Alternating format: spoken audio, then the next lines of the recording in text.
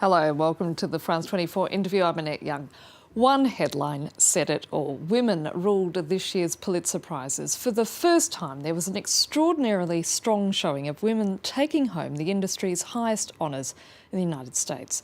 And one keynote winner is New York Times correspondent Alissa Johannsen Rubin, who spent much of her career covering Iraq, Afghanistan and the Balkans, and she won the International Reporting Award for a series of articles about the struggle to improve the lives of Afghan women, and she joins me in the studio today. Alissa, thanks so much for being with us. Thank you. First of all, congratulations for your award. Let me start with that body of work about Afghanistan. Now, this is a country where billions of euros of international aid have been poured into the country, with much being directed towards improving the lot of women. But why is it proving to be so difficult? Well, I think there are clearly many reasons, and one of the overarching ones is one that affects everyone in Afghanistan, which is that the war isn't over. And so it's an ongoing period of conflict, and that's difficult for all communities, but always the most difficult for those who are vulnerable, and women are certainly vulnerable.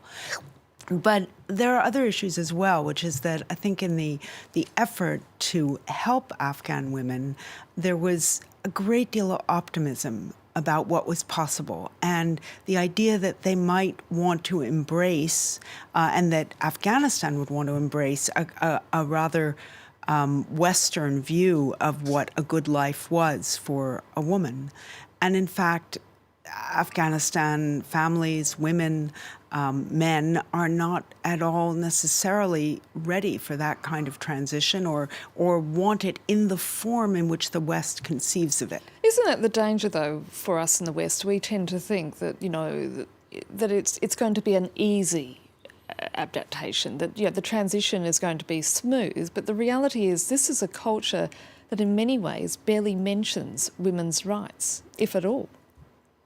Well, I think that's true, and I also think that the West very much operates on an annual or every 2-year budget schedule, and so they tend to think of programs in those sort of chunks, and people don't change that quickly. This is a country that was really isolated for a long period of time, both during the Civil War in the 90s, then again under the Taliban.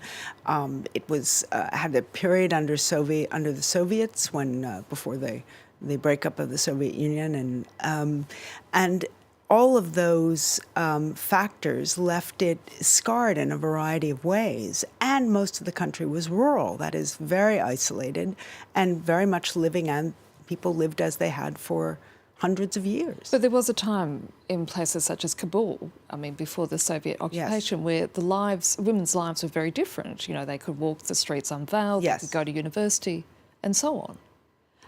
So it's not like other countries in the Middle East or North African region where there hasn't been a period of extraordinary enlightenment, if you like, for women. This was a nation which at one time experienced.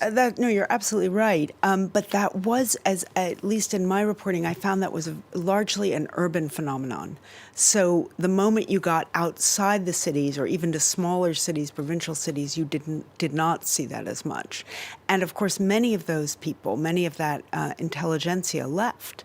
And the Soviet period, ironically, was actually a very good period for women because the Soviets believed in educating them. They believed in having women police and women doctors. And so those women who wanted to do things, who wanted to be part of the sort of public acting of the society were able to do that during the 1980s. But of course that fell apart.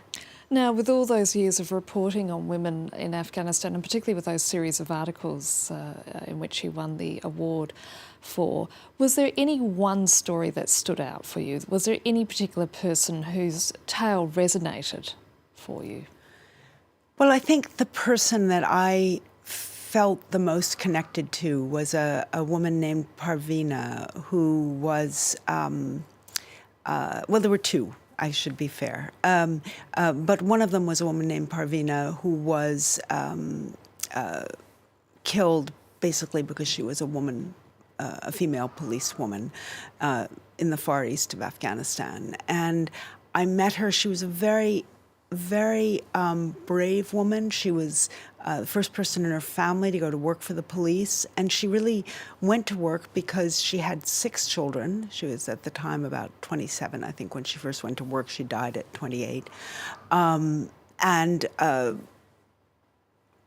Had to help sustain her family, which is, of course, how so many women throughout history have gotten into the workforce. Her husband was sick, perhaps crippled. It's a little unclear. I didn't meet him. But she saw the opportunity to work for the police. It was $250 a month, which is a lot in Afghanistan. And she took it, but really it was barely enough to make ends meet. And I thought she was an exceptionally courageous woman. And unlike many women who hid their faces when they worked for the police because they were afraid of being pilloried and seen as prostitutes, she let us take her picture. And it was a kind of clarity about what she was doing that I thought was quite remarkable. How hard was it for you to operate as a woman reporter in the country and in other war zones? Well, I actually, people ask me this all the time, and I actually found it very easy to operate in Afghanistan. I certainly wore local clothes whenever I was out reporting. In cars, when I was traveling outside the city, I wore a burqa. Some women do not do that. Some and you women, wrote a Westerners. fantastic piece about what it was like to wear the burqa. Yes, well, thank you. It's quite for someone who doesn't wear a burqa, it's certainly a somewhat disturbing experience. But in what way? Well, disturbing because no one sees you, and for me that was that was kind of a sad thing to disappear. I mean, on the one hand, it gave you a kind of invisibility, which was quite liberating almost, but it ultimately no one knows you. It's as if you weren't there. You sort of stop seeing people when you can't see their faces, when you don't meet their eye, and that was a disturbing thing. So just tell me, what other issues did you face as a woman reporter, especially in a culture again where for a lot of men talking openly to a woman is unusual to begin with? I think what's really different, at least in Afghanistan and to a lesser degree in other parts of the Middle East where I've worked, is that you're not really seen as a woman. You're seen as a third species, a third gender, so to speak. I mean, you're clearly not a man, but you're not a woman like any of their women. So you come in this category of Western woman, which is sort of neither fish nor fowl. And some of them will think that you're not very smart, and they'll say all kinds of things that they probably shouldn't say if you're a reporter, and others will be very respectful. There's an enormous range, and so I found that it was actually harder for me to report on U.S. soldiers than it was for me to report on Afghans. Did they sort of open up as a result, even more so, because you weren't part of their landscape? I think to some extent, yes. And I think to some extent it didn't count. It doesn't appear in their media. It's not readily going to be read by people they know. For many people, of course, they don't read, so that's not even a factor. But I never felt that I was hampered by my gender. Now, as I said at the beginning, there's been much to do about the strong showing of female winners in this year's Pulitzer Prizes. Now, we've got a situation where roughly around 70% of journalism students are now women. But why is it that we're taking so long to find our place at the table, if you like, when it comes to the way in which news is covered and our representation in the field and so on? I doubt that there's one reason, and I haven't analyzed it, and I haven't sort of thought through all the elements. But I guess what I would say is that very much like medicine, where, for instance, it's taken a long time for us to see women brain surgeons or even women surgeons. They're still arriving. It takes a long time for women to penetrate in all the different areas that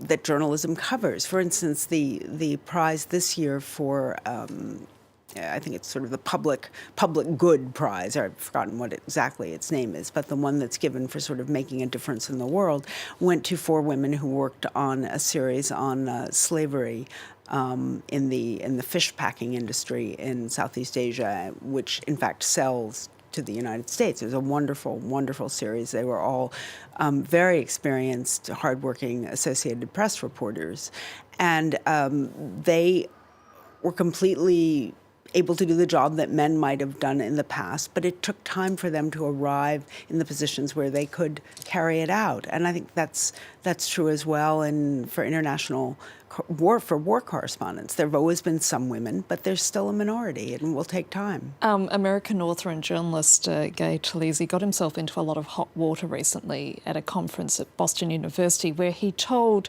people there that female scribes do not inspire him, and that women don't like to talk to strangers, and by implication don't like to take on grittier subjects. What would you say to someone like him? Well, I think I would just say that I'm sure there are some women like that, and there are some men like that, and there are women who don't mind at all asking hard questions and taking on gritty subjects. And it's a fair critique of any individual, but one probably should be wary of painting with a broad brush. People become journalists through many paths, or with many different styles, and they can be very successful using anything from hardly speaking at all. I've seen some very successful journalists who ask a question and then sit back and never chime in or follow up right there. They move on to the next and then come back, perhaps. And I've seen other people who are gregarious and aggressive, and others who are very sort of self-deprecating and gain the person's confidence. There are 1,000 ways to be a good journalist, and that's true for men and for women. And so I am always wary of anyone who paints with a broad brush like that, because it just can't be right. Alissa Johannsen Rubin, we're going to have to leave it there. Thank you so much. And that's it for this edition of The Interview. Do stay with us here on France 24.